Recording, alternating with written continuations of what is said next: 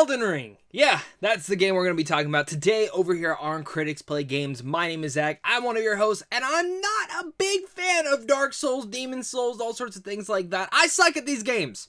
So that's the type of person you're going to be hearing talking about Elden Ring today. But it's something that I can really much emphasize is that I will always give these games a try. I just typically suck at playing them and have not been able to beat a ton of them. In fact, out of all the big From Software games that they've kind of done this Souls-like gameplay, there's only been two that I have been successful in beating, and that is Dark Souls 3 and Bloodborne, with Sekiro almost being beaten, but I just got frustrated with it. But the thing with Dark Souls and Demon Souls and all sorts of things like this, and just in general, this franchise that From Software has really much created, is there's a niche to it. And that niche is, it's difficult, it's hard, and I know there are tons of fans of these entire franchises that beat every single one, that explore every single cavern and craven and dungeon and every sort of little surprise that you can find in there. And I'm not that person. I'm very much someone who wants to be engaged with these games, but I get very nervous playing them. I get very, like, I'll get sucked in, but then if I go play another game, I get, like, anxious to go back and play it again because I don't feel like I'll be able to pick up my moves or remember where I'm at. And it's been one of my biggest things to why I don't beat a lot of these games. Dark Souls 3, I played straight through, beat it, took me a long, long ass time, but I loved it. And Bloodborne was kind of the same thing. Took me a long ass time, but I finally beat it, I think on my third playthrough of actually trying to go through the entire thing. And I love the worlds they create. I love everything about that. So Elden Ring was going to be one of my most anticipated games of the year. My biggest worry with it is, how big is this game and am I actually going to beat it? As of right now, I have not beaten it. But I still have enough hours in. I have about 40 hours in. I'm level 115. And I feel like I have a great grip on what this game is and my feelings for this game. Because over the last couple of hours, it's been pretty much do this, explore, do that. And we're going to discuss all of that because this is going to be my giant ramble on why I think Elden Ring is the perfect Dark Souls, Demon Souls, all sorts of things like that. Why this is From Software's perfection on the entire concept of what they've been wanting to make. How they kind of peaked early on in their career. Also, someone who is not huge into this franchise, who tries to beat some, have beaten some, but also I'm also kind of on the casual side of someone like, say I didn't even beat these games. I would still have the same feelings towards this. And I think reviewing this game from there will be very important because I do think there are a couple issues that I think Elden Ring could have been even better with, and we'll talk about those. But yeah, this is Game of the Year material. And my story with this is kind of funny because as I was playing this game, when I started out, I chose the Samurai class or hero, and I played it for like 3 hours, and I didn't get the game. I was like, I don't get these 10 out of 10s. All my other friends are enjoying it and loving it, and I don't understand why I can't fall in love with this game like everyone else can.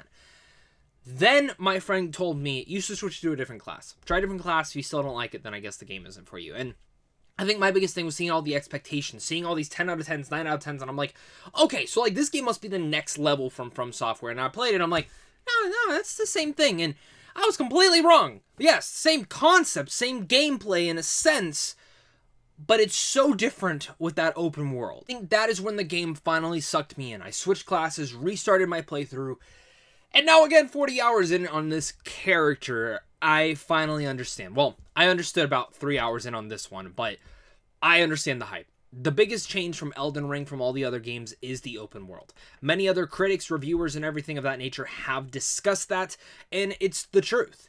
If you're someone who's still skeptical on picking up Elden Ring, honestly, you should try it. Because as someone who, again, gets frustrated by these games and eventually just gives up or honestly has to look for ways on YouTube on how to kill a boss, to kill it easy or cheese it, because that's the kind of person I used to have to be.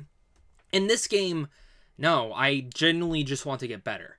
And if I go to one boss, say it's an optional boss or the story boss, and I get stuck there, I can just go literally the opposite direction and find something completely different to explore.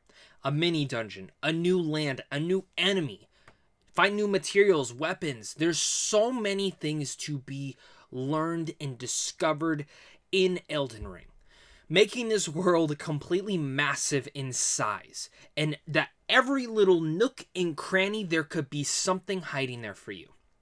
And it's insane. Like, you might find this little cave out of nowhere, and you go in there and you fight the guy, and he gives up. And then he goes, hey, you can buy from me, but if you kill him, you can't buy from him anymore.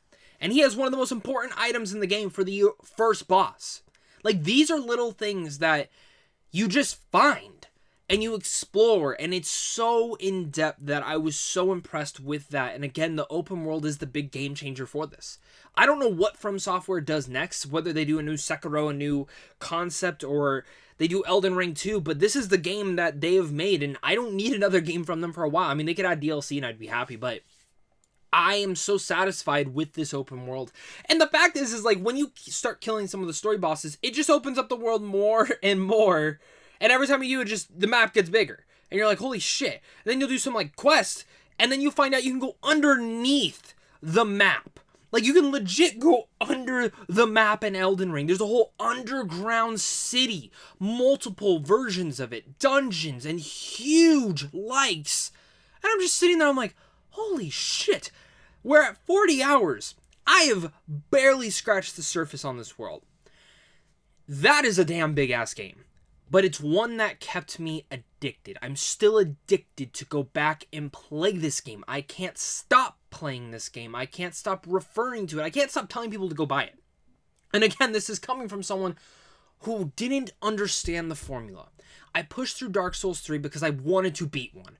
And then Bloodborne, I love the world, so I wanted to beat it and discover every boss in there. Even though it was the most frustrating time, Elden Ring is the one game that there's a couple bosses here and there where I did get frustrated because I got them down so close to the ending, and I'm sure many of us have all been there if you've played Elden Ring. But as someone who's not a big fan of this franchise, and the fact that I finally fell in love with Elden Ring, this is the game changer. Because it actually makes you, I know everyone says get good as the meme, but it is true. Like, this actually makes you want to get good and learn how to play the game, how to fight, how to get stronger, how to build your character. And whether that's you actually doing missions and exploring or just farming in a certain site. I mean, it really doesn't matter. It's your playthrough. It's how you want to play. I farmed a ton in this game, and it was great because once I farmed a lot, leveled up, went out and killed some bosses, and it was like that, so easy. And I actually felt like a badass. Then I very much got smashed in by one boss, and I was just like, all right, now I'm humbling myself again. That's what From Software did so well here. That is why this genre, why they have finally perfected the mold of this, is because they give you the options for what you want to do. You don't have to be chicken-holded to one boss and get stuck there or farm some boring little area, hopefully leveling you up enough to go and kill him next. It's like, okay, and I've played some Dark Souls games where it's like, I feel like I messed up by like leveling up the wrong thing, and then I'm like, fuck. And you can't respec in a lot of these games, at least not until later on. So then I'm like, okay, well, I guess I gotta restart. And that's always been one of my biggest issues, where in here, I've messed up and specking my character out with levels, and then I'm like, oh, I'll just go level up, put what I want on, and then come back. And it's a lot of fun doing that. I know that's not the best way to play Elden Ring, but it's fun for me to have different capabilities of what I can do. And that's what I love about this game. That's why I'm addicted. It's so open and vast. And I know we say open world where it's free to go. There's not like a menu you go to where it says your quest. Like, you discover, you talk to people, and there's maybe later on you talk to someone else who goes to that quest. Or maybe it doesn't. You never solve the mystery there. I love what they are doing here. I think From Software has absolutely created a massive exploration of a game with some incredible boss battles that really much, again, make you want to get good so you can defeat them, and it is so rewarding. It doesn't piss you off, and I do think this game is perfect. Going alongside from just the maps, I think the combat and everything is actually some of the most fluid and not bullshit stuff that they've done yet. Kind of reminds me of something that they did in Sekiro, which I think up to this standard was the best combat, mixed with the likes of Dark Souls 3. And mixing those two genres together really felt that way. And I also think Elden Ring, in its sense, has this really deep mythology and lore that, while I wish they explored a little bit more in cutscenes, there's a lot more cutscenes in here for sure, but it's mostly introductions to bosses and certain quest lines, but it's always making you want to explore and find out that next piece of it or read up on this. And I think that's, again, just something that's so down to earth and something they've just gotten down so damn right. I really love this game. This is kind of just my little ramble. I will have like a full roundtable review with a couple of my friends coming up soon, so do look forward to that. But yeah, Elden Ring, it's perfect. and this is why I am that Dark Souls fan, or not a fan of Dark Souls, but now I kind of am because of Elden Ring, and it makes me actually want to go back. And I feel like this is a good training ground to maybe go back to older games like Sekiro and finally beat it, or certain things like that. And while the mechanics can be a lot different in those games, at least I start to kind of understand the way of playing a little bit better. So other than that, guys, thank you so much again for watching my little rant and ramble on Elden Ring. I just had to do a little bit of a video on this. I've been addicted, and you know, I love talking games. That's why this channel is over here. So make sure to hit that like and subscribe button. Comment down below your guys' thoughts. Are you excited for Elden Ring? Have you not picked it up yet? Did this review convince you? Or are you still kind of, I don't know if I'm going to pick that game up? Let me know down below. We do have a Horizon Forbidden West review coming out soon. Trust me, it is. It's a big game, and we were playing at the same time of Elden Ring, so I do have a lot of thoughts on that. I finally beat it, so looking forward to reviewing that, even though the conversation is finally gone on that one. But other than that, thank you so much again for watching this, and of course, until next time, stay classy.